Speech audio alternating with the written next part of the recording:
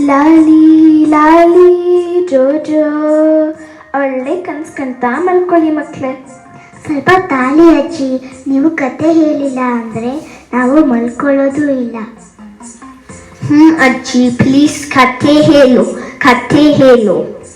ಸರಿ ಆಯ್ತು, ಯಾವ ಕತೆ ಬೇಕು ಮಕ್ಳೇ? ಅಜ್ಜಿ, ನೀನು ಬೇಜಾರಾಗೋ ಕತೆ ಹೇಳಬೇಡ, ನನಗಿಷ್ಟನೇ ಆಗಲ್ಲ, ಅಲ್ಲೂ ಬೇಡತ್ತೆ. ಅದ್ಯಾವ ಬೇಜಾರಾಗೋ ಕತೆ?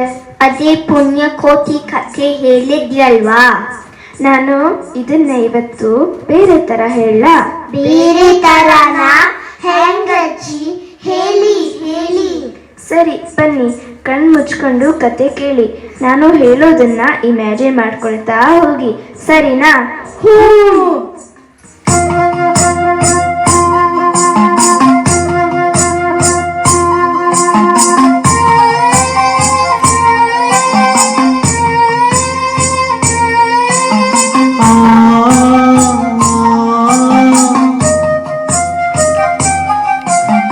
ಧರಣಿ ಮಂಡಲ ಮಧ್ಯದೊಳಗೆ ಮೆರೆಯುತ್ತಿಹ ಕರ್ನಾಟ ದೇಶದಿ ಇರುವ ಕಾಳಿಂಗನೆಂಬ ಗೊಲ್ಲನ ಪರಿಯನೆಂತು ಬೇಳ್ವೆನು.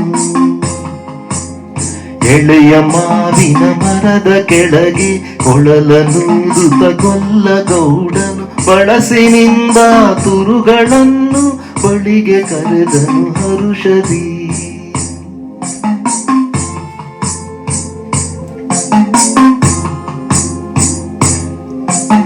ಗಂಗೆ ಬಾರೆ ಗೌರಿ ಬಾರೆ ತುಂಗಭದ್ರೆ ತಾಯಿ ಬಾರೆ ಪುಣ್ಯಕೋಟಿ ನೀನು ಬಾರೆ ಎಂದು ಗೊಲ್ಲನು ಕರೆದನು.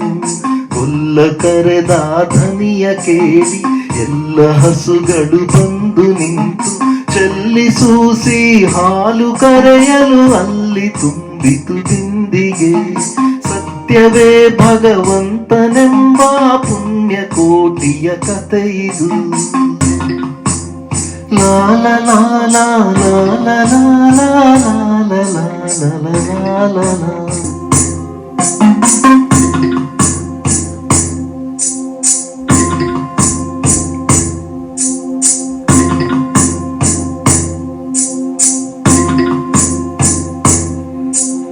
ಹಬ್ಬಿಗಾಮಲೆ ಮಧ್ಯದೊಳಗೆ ಅರ್ಬುತಾನೆಂದೆಂಬ ವ್ಯಾಘ್ರನು ಅಬ್ಬರಿಸಿ ಹಸಿ ಹಸಿದು ಬೆಟ್ಟದ ಕಿಬ್ಬಿಯುಳು ತಾನಿದ್ದನು.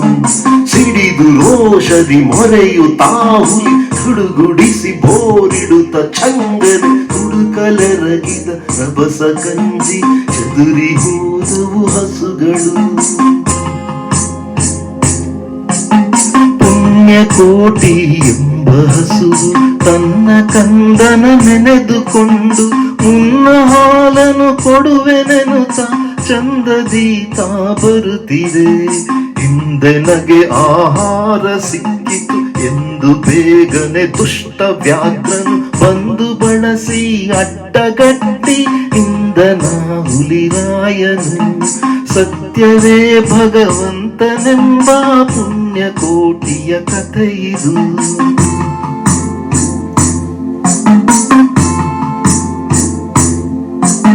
ಮೇಲೆ ಬಿದ್ದು ನಿನ್ನ ನೀಗಲೆ ಬೀಳ ವೈವೆನು, ನಿನ್ನ ಹೊಟ್ಟೆಯ ಸೀಳಿ ಬಿಡುವೆನು ಎನ್ನುತ್ತ ಕೋಪದಿ ಕೂಳ ವ್ಯಾಘ್ರನು ಕೂಗಲು.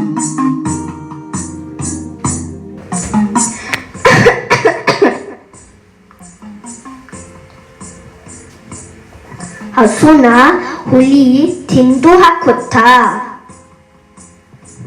ಅಥವಾ ಹಸು ತಪ್ಪಿಸ್ಕೊಂಡು ಹೋಗುತ್ತಾ ಅಜ್ಜಿ? ಪುಣ್ಯಕೋಟಿ ಪಾಪ ಹುಲಿ ಹತ್ರ ಕೇಳ್ಕೊಳ್ಳುತ್ತೆ. ಹುಲಿರಾಯ, ಗಟ್ಟಿಯಲ್ಲಿ ನನ್ನ ಕರು ಕಾಯ್ತಾ ಇದೆ, ಹೊಟ್ಟೆ ಹಸಿವಾಗಿರುತ್ತೆ, ಕರುಗೆ ಹಾಲು ಕುಡಿಸಿ ಬೇಗ ಬರ್ತೀನಿ, ಸತ್ಯದಿಂದ ನಡಿಕೊಳ್ಳುತ್ತೀನಿ, ನಿನ್ನ ಆಹಾರ ಆಗಲು ಬರ್ತೀನಿ, ಈಗ ನನ್ನ ಮಗು ಹತ್ರ ಹೋಗಕ್ಕೆ ಬಿಟ್ಟು ಬಿಡು ಅಂತ ಹುಲಿನ ತುಂಬ ಕೇಳ್ಕೊಂಡ್ಮೇಲೆ ಆಯ್ತು ಹೋಗಿ ಬಾ ಅನ್ನುತ್ತೆ.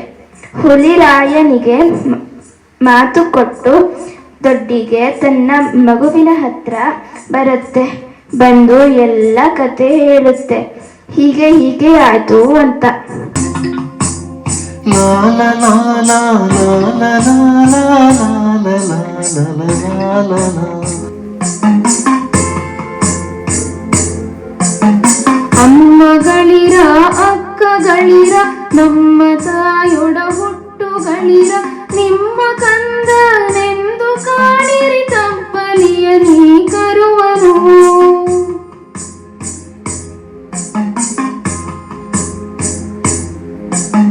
ತಪ್ಪಲಿಯು ನೀನಾದೆ ಮಗನೆ ಹೆಬ್ಬುಲಿಯ ಬಾಯನ್ನು ಹೋಗುವೆ ಇಬ್ಬರಾರುಣ ತೀರಿತೆಂದು ತಪ್ಪಿಕೊಂಡಿತು ಕಂದನ. ಯಾಕೆ ಈ ವೃತ ಬೇಡ ಅಮ್ಮ, ಕೊಲ್ಲುವ ಸತ್ಯವು ಸರಿನಮ್ಮ, ಕರುಣ ಕರೆಯು ಕೇಳದೆ ನಿನ್ನ ಕಲ್ಲು ಮಾಡಿದೆ ಸತ್ಯವು. ಎನ್ನ ಮಗುವೆ ಮೃದುಲ ಮನವೇ ಸತ್ಯ ಶಕ್ತಿಯ ನೀನು ಅರಿಯೆ, ಅದುವೇ ನಿತ್ಯವು ಬಲವು ಅದುವೇ ತ್ಯಾಗ ಇಲ್ಲಿಯ ರೂಢಿಯು. ಬಲವ ಪಡೆದು ಸೋಲಲೇಕೆ ತ್ಯಾಗ ತಾಳ್ಮೆ ಸಮತೆಯೇಕೆ, ಅಳಿವು ಒಳಿವು ಪರಮ ಸತ್ಯದಿ ಸ್ವಯಂ ಆಹುತಿ ಲೋಪವು.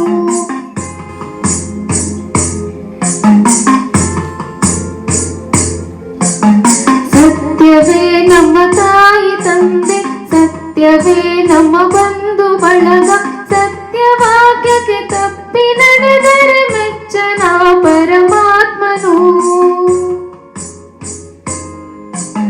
ಸತ್ಯವೇ ಭಗವಂತನೆಂಬ ಪುಣ್ಯ ಕೋಟಿಯ ಕಥೆಯಿದು.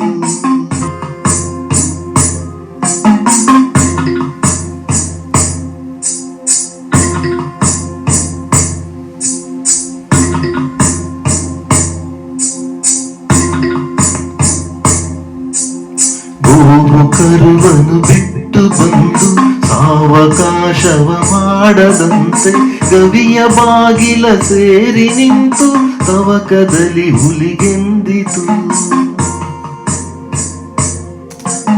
ಖಂಡವಿದೆಕೋ ಮಾಂಸವಿದೆಕೋ ಗುಂಡಿಗೆಯ ಬಿಸಿ ರಕ್ತವಿದೆಕೋ, ಚಂಡ ವ್ಯಾಘ್ರನೆ ನೀನಿದೆಲ್ಲವನ್ನುಂಡು ಸಂತಸದಿಂದಿರು. ಯಾರೇ ನೀನು ಸಾವಿಗಂಜದೆ ಸತ್ಯ ಕಂಜಿ ವ್ಯಾಘ್ರನೆದುರು ನಿಂದಿಯೇ, ಪಂಜು ಮೀಟದೆ ಹಲ್ಲು ನಾಟದೆ ಎನಗಾಹಾರವಾಗಿ ಬಂದಿಹೇ. ಹಸಿದ ಹೊಟ್ಟೆ ಹೂಡಿದೆ ಹೊಂಚು, ತೋಳ ಬಳಸಿ ರಕ್ತ ಹೀರುವ ಸಂಚು, ನಿನ್ನದೆಲ್ಲವೂ ನನ್ನ ಸ್ವತ್ತು, ಖಂಡ ಖಂಡವ ಬಗೆದು ತಿನ್ನುವೆ, ನಿನಗೆ ನೀನೇ ಆಪತ್ತು. ಅಜ್ಜಿ, ನನಗೆ ಅಳು ಬರ್ತಿದೆ, ಪಾಪ ಹಸು. ಪುಣ್ಯ ಕೊಟ್ಟಿದ್ದು ಫ್ರೆಂಡ್ಸ್ ಹಸುಗಳು ಸಹಾಯ ಮಾಡಲ್ವಾ? ಅಜ್ಜಿ, ಆ ಕೊಳ್ಳ ಏನ್ ಮಾಡ್ತಾ ಇರ್ತಾನೆ? ಅವನು ಮನುಷ್ಯ ಅಲ್ವಾ? ಸಹಾಯ ಮಾಡಲ್ವಾ? ಅಳ್ಬಾರ್ದು ಪುಟ್ಟ, ಕಷ್ಟ ಬಂದಾಗ ಧೈರ್ಯವಾಗಿ ಎದುರಿಸ್ಬೇಕು ಮಗ. ಮುಂದೆ ಕೇಳು ಏನಾಯ್ತು ಅಂತ.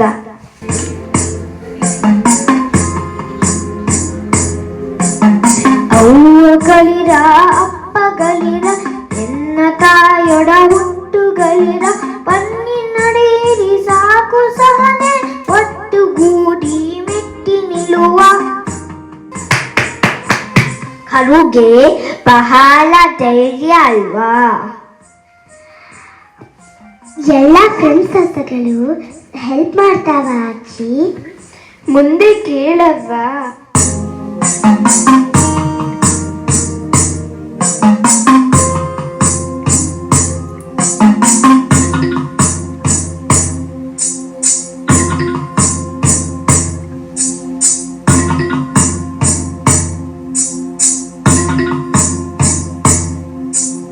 ಹುಸಿಯ ಸತ್ಯಕ್ಕೆ ಮಾರು ಹೋಗುವ ಹಳೆಯ ಕಥೆಯ ವ್ಯಾಘ್ರನಲ್ಲ. ಸುಳಿಗೆ ಸಿಲುಕಿದ ನಿನ್ನ ಜೀವವ ಕಾಯ ಬರುವನೆ ಗೊಲ್ಲನು.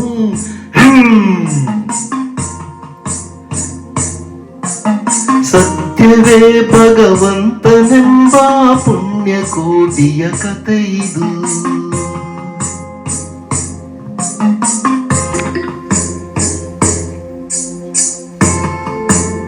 ಹಬ್ಬಿದ ಮಲೆ ಮಧ್ಯದಿಂದ ಅಂಜದೆ ಬೆದರದೆ ಗೋಗಳ ಹಿಂಡು ಸಮುದ್ರ ರುದ್ರದಲೆಯಂತೆ ರಭಸದಿ ಬರುತ್ತಿದ್ದವು ವ್ಯಾಘ್ರನ ಜಾಡ ನಿಡಿದು. ಧೈರ್ಯ ಒಗ್ಗಟ್ಟಿನ ಬೆಳಕು ಹರಿದು ಸೆಲೆಯಾಗಿ ಎದೆಯಿಂದ ಎದೆಗೆ ಕರುವ ಜಗಕ್ಕೆ ಹೆಗಲ ಕೊಡಲು ರಟ್ಟೆಗಟ್ಟಿನಿಂದವು ಗೋಗಳು.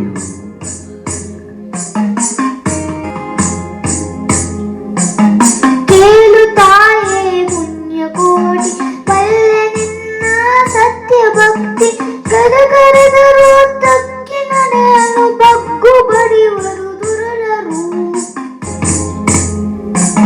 ಮುಂದೆ ಬಾರಲು ದುಷ್ಟ ಹುಲಿಗೆ ಕಲಿರಾಯ ಬಂದಿಗೆ ಕರುವ ರೂಪದಿ ತರುಗಳು ಕಟ್ಟಿನಲ್ಲಿ ಬಲವಿದೆ.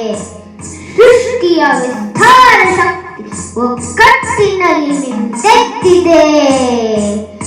ನಿನ್ನ ಕರುಳ ಸಿಗಿದು ತೊಡಿಸುವ ತಾಯ ಕೊರಳಿಗೆ ಮುದ್ರಿಸುವೆ ಒಕ್ಕಟ್ಟಿನ ಬಲವು ಚರಿತ್ರೆಯಲ್ಲಿ ಎಂದೆಂದಿಗೂ.